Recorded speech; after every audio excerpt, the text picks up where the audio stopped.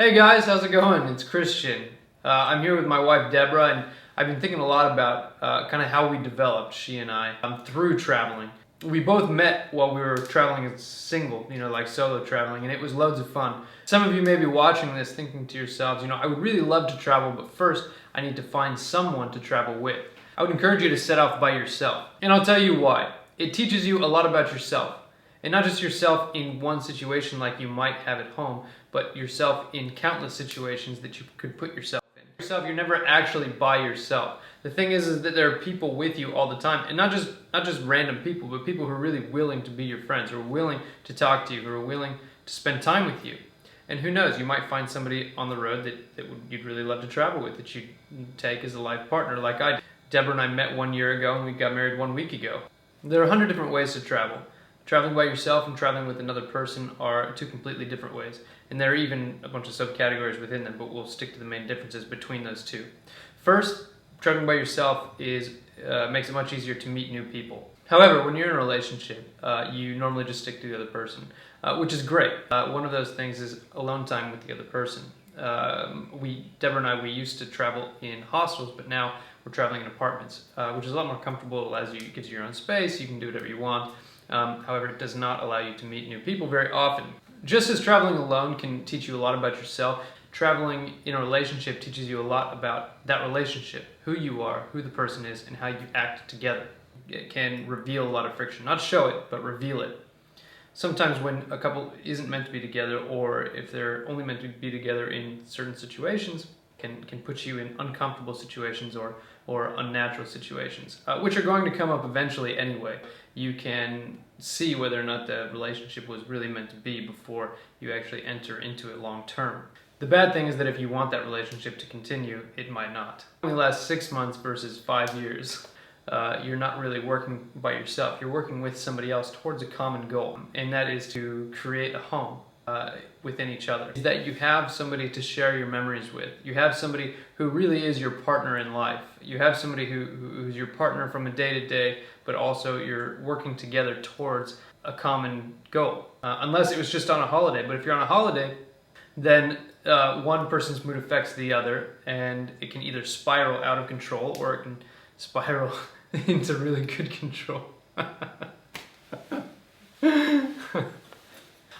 I set off by myself while I was in another relationship. I really had no idea what I was doing, but I knew that I wanted to leave. I knew that I wanted to leave my home. I had been outside the United States, but I had never really ventured that far. I'd only worked at an orphanage for that. So I flew from Oregon to Mexico. I was in a relationship. I had no idea what a hostel was. I stayed at a hotel, a really cheap hotel, and I really hated it. It was miserable. It rained all the time. And I really missed my girlfriend at the time. But she didn't want to leave. She didn't want to travel like I did. She didn't have this intense desire to see what else is out there. And that was something that created a lot of friction between us. I knew that I wanted to leave. I knew that I wanted to explore. I knew that I wanted to go out into the world and see new things, and she really didn't. And so from that moment on, I knew that I wanted to be a solo traveler because it taught me something about the world that I didn't know before. It taught me how to interact with other people, and it taught me how to be comfortable with no one except myself. Eventually, as I continued to travel, I thought maybe I would meet somebody who would be my life partner while I was traveling. When I first set out, I really had no idea. When I first set out, I thought I had my life partner. But it turns out I was wrong. When that relationship ended and I continued traveling through Central America, I thought to myself, I probably will meet somebody who's really like me and who I really want to spend my time with. And when you find someone solo traveling, it really kind of speeds up the dating process, because there really isn't a dating process. You just get to know them. You get to know them. There are really no games. I mean, there's some maybe, but it's different, and you kind of, when you like someone, you travel with them, you stick with them, and you get to know each other more and more and more. And a month of traveling together might be the same as 4 or 5 months of dating, just because it's more in depth. The reason I knew I was going to marry Deborah was because I had seen her in 5 or 6 different circumstances that were totally different from each other. I knew that she and I could withstand all these different places, all these different circumstances, just because we had been together through a lot. A lot happens in 6 months when you are traveling. Now we travel with a completely different purpose. At the time, when I met Deborah, I was traveling just to have fun. I didn't really know. I thought maybe I would come up with a purpose down the road, but I really didn't have an exact thing. One thing that I read that I really resonate with is that when you travel by yourself, you're afraid of missing out on things. So you are moving because you're just afraid of missing out. You keep hearing about the next big thing. Now it's different because I know that the next big thing is right here. Big thing, it's kind of always happening, and we create it together. When you're single and solo, you're really worried about your own happiness and you're afraid that you might be missing out on something. As a couple, you know that you can always create that big thing that you really want.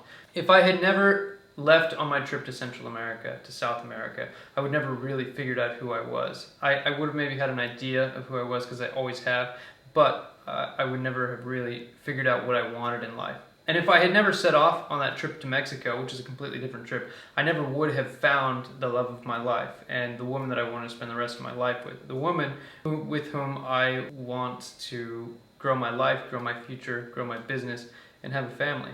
Both couple traveling and single traveling I find very, very important. I think that solo traveling is really great for figuring out who you are, what you want to do, and how to be comfortable with no one but yourself, which is a very important life skill. Couple traveling is also important because it tests the boundaries of your relationships. It helps you grow in your relationship, and it helps you figure out what you want with your partner.